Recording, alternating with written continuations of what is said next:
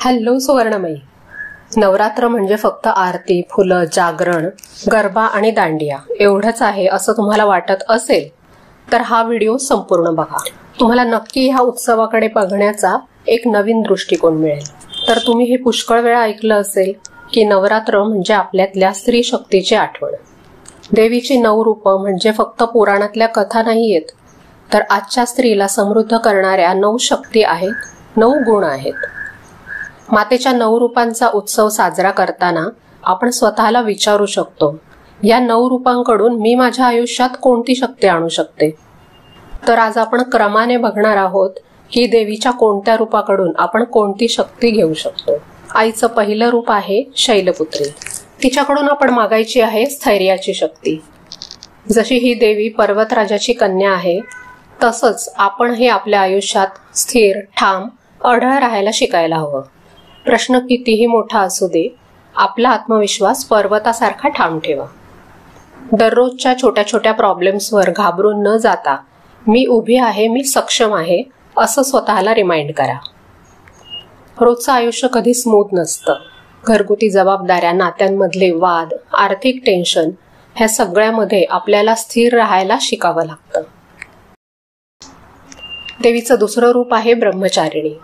तिच्याकडून आपण घ्यायची आहे संयमाची शक्ती. संयम म्हणजे धीर धरून योग्य क्षणाची वाट पाहणं. मुलं सांभाळताना, नातेसंबंध सांभाळताना किंवा करिअर घडवताना सगळीकडे संयम हेच मोठं शस्त्र आपल्या उपयोगी पडतं. आज आपल्याला इन्स्टंट रिझल्ट हवे असतात. वेट लॉस असू दे, करिअर असू दे किंवा रिलेशनशिप्स. पण खरी प्रगती व्हायला कुठे ना कुठे थोडा वेळ द्यावाच लागतो.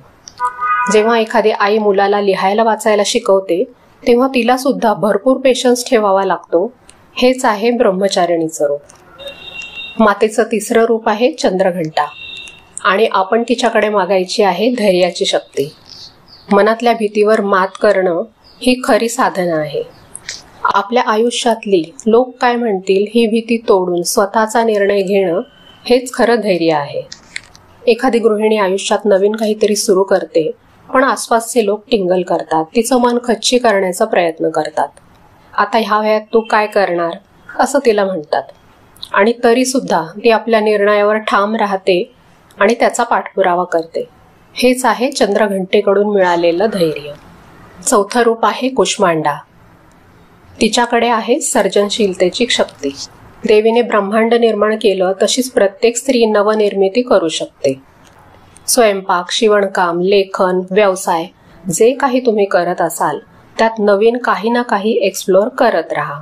तुमची क्रिएटिव्हिटी वाया जाऊन देऊ नका.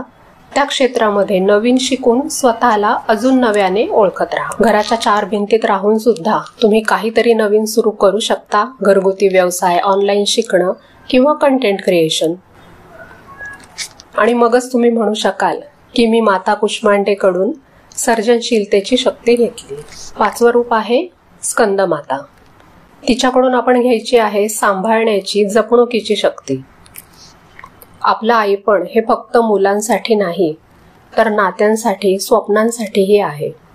आपण ज्यांच्यावर प्रेम करतो त्यांची काळजी घेणं ही आपली खरी ताकद आहे.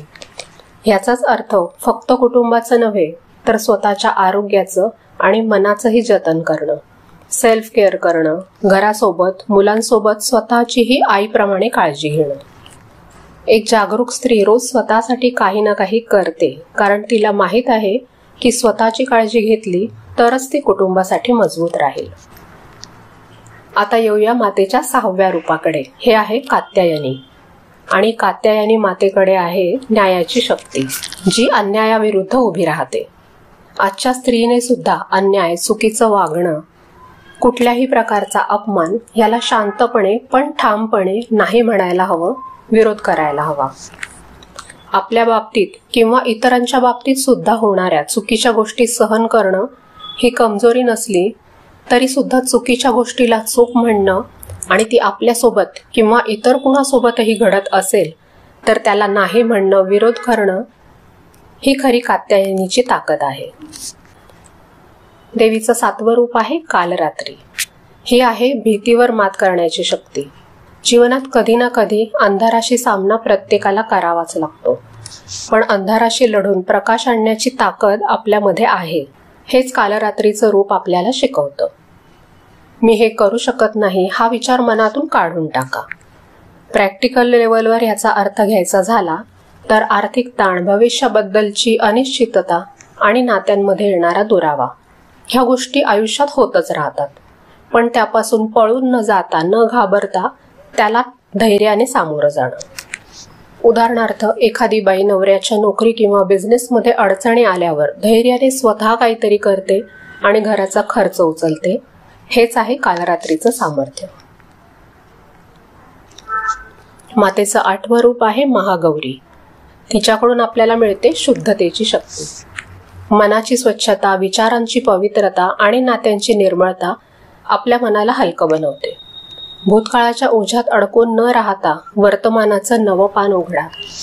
आजच्या आयुष्यात ह्याचा अर्थ कसा घ्याल तर स्वतःच्या घरातली आणि मनातली अडगळ, क्लटर कमी करणं आणि मनात निगेटिव्हिटी जमा होऊ न देता पॉझिटिव्हिटीची शुद्धता आणणं. हीच ती शक्ती आहे जी आपल्याला महागौरीकडून घ्यायची आहे.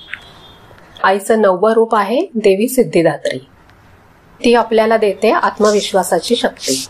आपली खरी सिद्धी म्हणजे स्वतःवर असलेला आपला विश्वास. मी समर्थ आहे असं मनोमन म्हणणं. आजच्या जगात हेच गेम चेंजर आहे. तुम्ही काहीही सुरू कराल तर अर्थातच लोक शंका घेणार, पण तुम्ही स्वतःवर विश्वास ठेवलात तर अडचणी हळूहळू नक्कीच दूर होतील. माता सिद्धिदात्री आपल्याला ही आत्मविश्वासाची शक्ती नेहमीच देत असते. शेवटी मैत्रिणींनो, देवीची 9 रूपं आपल्या बाहेर नाहीत, ते आधीच आपल्या आत आहेत. नवरात्र म्हणजे त्या शक्तीला जाग करणं. तुम्ही स्वतःला समृद्ध करता तेव्हा तुमच्या घराचं, कुटुंबाचं, समाजाचं वातावरण आपोआप बदलतं. आजचा मंत्र आहे, मी देवीची कन्या आहे, माझ्यात सुद्धा 9 रूपं आहेत. आणि हे लक्षात ठेवा, तुम्ही एकट्या नाही, आपण सगळ्या सोबत आहोत. तर चला, आपण सगळ्या मिळून ह्या वेळची नवरात्र सुवर्णमय करूया. या सगळ्या देवींकडून मिळणाऱ्या ह्या 9 शक्ती स्वतःच्या अंगी बाणवण्याचा प्रयत्न करूया आणि देवीच्या आशीर्वादाने स्वतःचं आयुष्य समृद्ध करूया.